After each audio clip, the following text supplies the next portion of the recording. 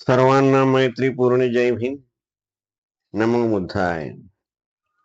आज हम बुद्ध गया महाबोधि महाविहार आंदोलन के बारे में कुछ बातें आपके सामने रखना चाहते हैं। सन 1891 से यह आंदोलन अनागारिक धम्मपाल जी इन्होंने जो चालू किया, तब से आज 134 साल हो गए हैं। इसी बीच अनागारिक धम्मपाल जी का 1933 ईस्वी में निधन हो गया।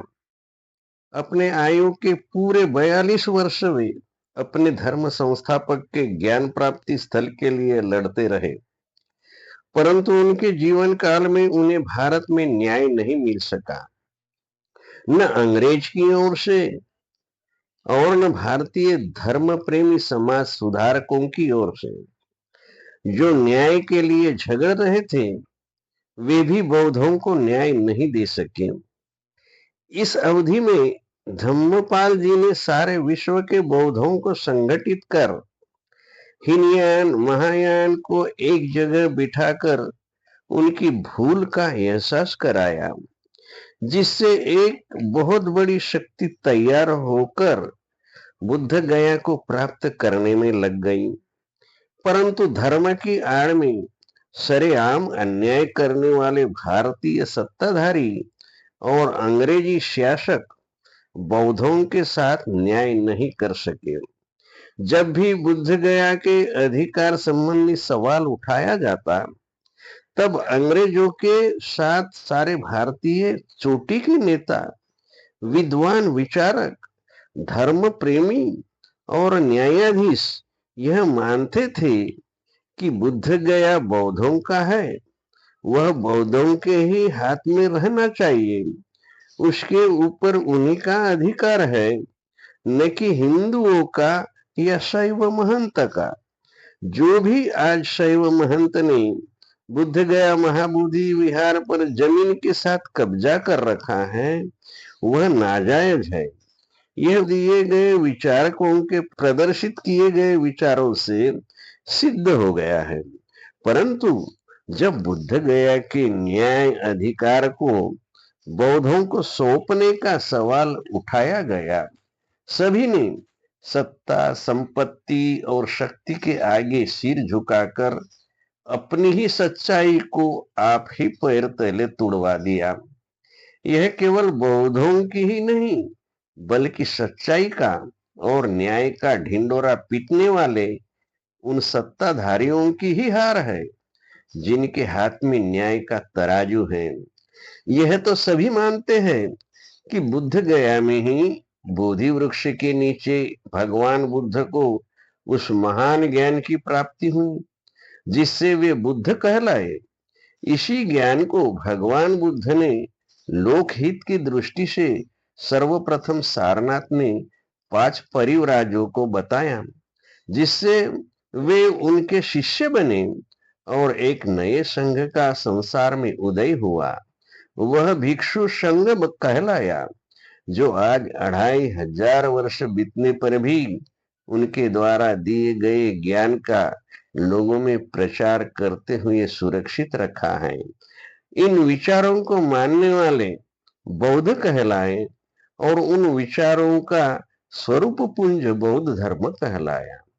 आगे चलकर अपने धर्म संस्थापक की यह ज्ञान स्थली भगवान बुद्ध के पश्चात उनके भिक्षु संघ को प्रशिक्षित करने वाली परम पावन केंद्र शक्ति बन गई और आगे पूरे 1800 वर्षों तक विकसित होते हुए सारे संसार में प्रमुख केंद्र के रूप में प्रसिद्ध हुई, जिससे सारे विश्व के मानव समाज की श्रद्धा आज 2500 वर्षों से उन्हें यहाँ खींचकर लाती रही और लाती रहेगी।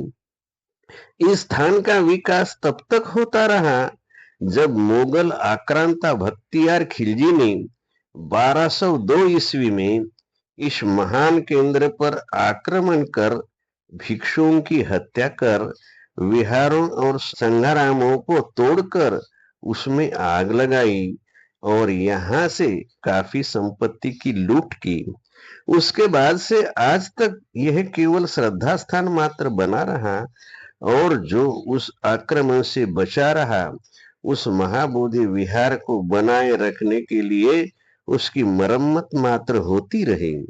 उसके बाद जब यहाँ अनागारिक धर्मपाल आए और उनके अथक प्रयत्न से और एक बार इस पावन धरा को विकास का केंद्र बनाया गया, जिससे आज बर्मा, श्रीलंका, थाईलैंड, तिब्बत आदि दर्जनों विदेशी केंद्रों का नव निर्माण हुआ और हो रहा है। आज भी इस स्थान का विकास बौद्ध लोग ही कर रहे हैं, और गत वैभव का विकास भी बौद्धों ने ही किया था।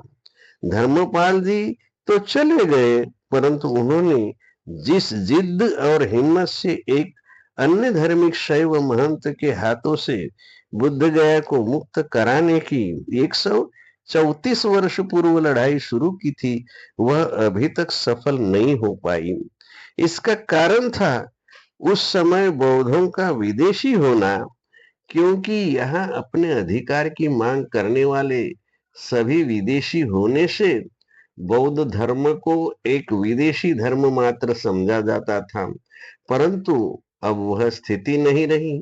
यह धर्म हमारा है, यह धर्मस्थल हमारा है, ऐसा कहने वाले आज उन सारे विश्व में फैले हुए बौद्धों के साथ इस देश में करोड़ों लोग मौजूद हैं, जो अपने धार्मिक हक प्राप्त करने के लिए अपने जान की भी बाजी लगाने के लिए तैयार है।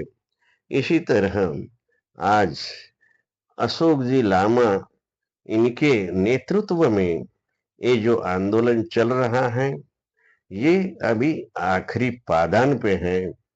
हमें आशा है कि केंद्र सरकार और राज्य सरकार इस आंदोलन की तरफ ध्यान दे और बौद्धों को न्याय मिले। ये बौद्धों का महाबोधि महाविहार उनके कब्जे में आए, ऐसी हम आज उम्मीद करते हैं। धन्यवाद। जय भीम। नमो बुद्धाय।